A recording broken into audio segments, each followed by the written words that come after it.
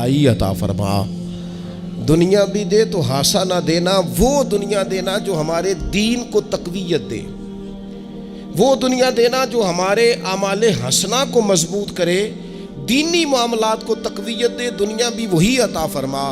اور ساتھ کہتے ہیں وفی الآخرۃ حسنہ، یا اللہ ہمیں آخرت میں بھی بھلائی ہی عطا فرما.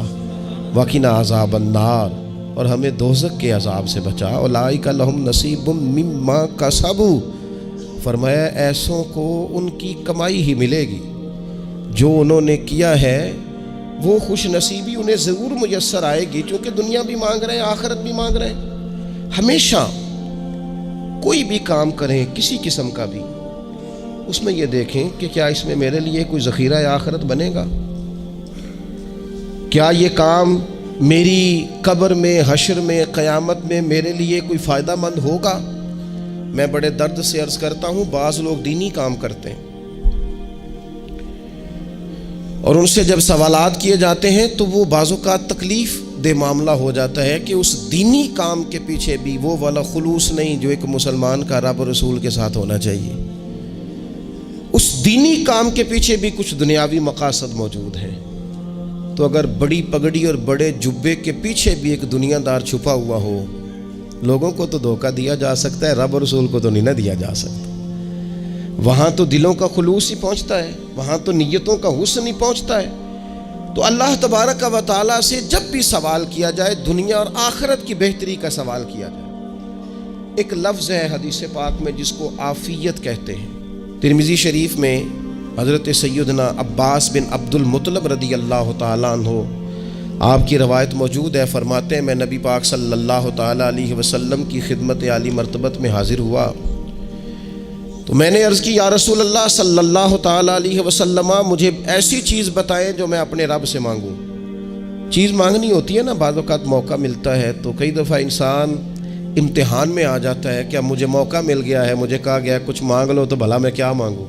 حضرت عباس بن عبد المطلب رضی اللہ تعالیٰ عنہ نبی پاک علیہ السلام کے پیارے چچا جان ہیں، عرض گزار ہیں یا رسول اللہ صلی اللہ علیہ وسلم مجھے بتائیے میں اپنے رب سے مانگوں تو کیا مانگوں. تو حضور نے فرمایا رب سے عافیت مانگو. کہتے میں کچھ دن رکا، کچھ دنوں کے بعد پھر حاضر بارگاہ ہوا اور عرض کی یا رسول اللہ صلی اللہ تعالیٰ علیہ وسلم مجھے بتائیے میں اپنے مالک سے مانگوں تو کیا مانگوں. تو حضور نے پھر فرمایا اللہ سے مانگنا تو عافیت مانگنا. بزرگ فرماتے ہیں یہ عافیت کیا ہے؟ عافیت یہ ہے کہ یا اللہ ظاہری پریشانیاں، باطنی پریشانیاں، اے اللہ ظاہر کے میل کچیل بھی دور ہو جائیں، باطن کے بھی دور ہو جائیں. اے اللہ ہر معاملے میں، ہر آزمائش میں، ہر دکھ میں ہمیں تیری پناہ نصیب ہو جائے. یہ عافیت ہے. اور صوفیہ کرام فرماتے ہیں عافیت سے بڑی نعمت کوئی نہیں اگر کسی کو میسر آئے تو، عافیت سے بڑا حسن کوئی نہیں اگر کسی شخص کو یہ نصیب ہو جائے. اور ایک اللہ والے نے تو ایک اور بڑا خوبصورت ترجمہ یہاں کیا ہے. وہ کہتے ہیں عافیت کا مطلب ہے دل کا قرار، عافیت کا مطلب ہے باطن کا سکون، عافیت کا مطلب ہے انسان کے مزاج کا حوصلہ، ٹھنڈک، بردباری. جس بندے کو عافیت نصیب ہو جاتی ہے گویا اللہ اسے سکون کی دولت عطا فرما دیتا ہے. تھوڑے پیسوں میں بھی سکون، بغیر شہرت کے بھی سکون، کوئی بات مان لے تب بھی سکون، کوئی دھتکار دے پھر بھی سکون، لوگوں کی گڈ بک میں ہو پھر بھی سکون. اور اگر لوگ سارے مخالفت میں آ جائیں تو چونکہ اللہ نے عافیت دی ہے پھر بھی سکون. اللہ تعالیٰ نے ان لوگوں کو قرار کی دولت، اللہ سے عافیت مانگی جائے.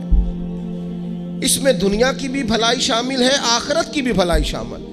نبی اکرم صلی اللہ تعالیٰ علیہ وسلم توجہ دلاتے کہ اللہ سے تم عافیت مانگو. ہمارا نہ جی، کیونکہ سب سے بڑا مسئلہ روحانی تربیت کا ہے.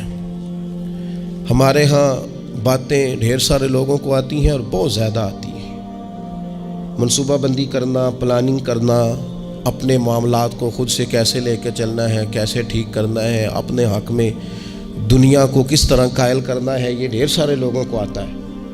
اور اپنے حق میں دلائل کس طرح قائم کرنے ہیں، اس میں بہت سارے لوگ خود کفیل ہوتے ہیں، انہیں کسی سے مشاورت کی بھی ضرورت نہیں ہوتی. لیکن اللہ کی بارگاہ سے اپنا رشتہ کیسے جوڑنا ہے، مالک سے کرم کا سوالی کس طرح کر کے ہونا ہے، اللہ سے عافیت کا سوال کیسے کرنا ہے، یہ چونکہ روحانی تربیت میں ہمارا مزاج نہیں ہوتا، لہذا ہم اس طرف جاتے نہیں۔ ہم وہ اپنی مرضی کی چیزیں، یعنی وظیفہ پوچھ کے گئے ہیں ایک صاحب، کچھ عرصے کے بعد آئے ہیں تو آ کے کہتے ہیں مولانا صاحب، پیر صاحب یا قاری صاحب یا فلاں صاحب، کسی سے بھی پوچھ کے گئے کہ جس کو نیک آدمی جانا، پھر لوٹ کر آ کے کہتے ہیں کہ آپ نے وظیفہ بتایا تھا پر کام کوئی نہیں ہوا۔ تو میں تو صاف کہتا ہوں اور کھلے دل سے کہتا ہوں کہ بھئی وظیفہ آپ کو بتایا تھا کہ اللہ کی رحمت متوجہ ہوگی، خدا کی رحمت کو آواز دینے کے لیے وظیفہ دیا تھا، کوئی بھی وظیفہ رب کو مجبور تو نہیں نہ کر سکتا معاذ اللہ۔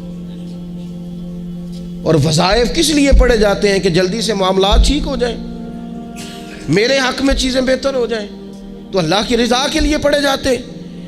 تو وظائف کو، عبادات کو، نوافل کو، تلاوت کو، درود پاک کو تو رضا الہی کا ذریعہ بنانا چاہیے، لیکن ہم چونکہ ایک پورا الجھاؤ رکھتے ہیں اپنی دنیا داری کے معاملات سیدھے کرنے، ایک پورا خیر رکھتے ہیں۔ وہ لوگ ملتے رہتے ہیں مختلف بزرگوں کی نسبت کے تعلق سے، تو بعض جگہوں پہ بعض لوگ بڑے تیز ہوتے ہیں،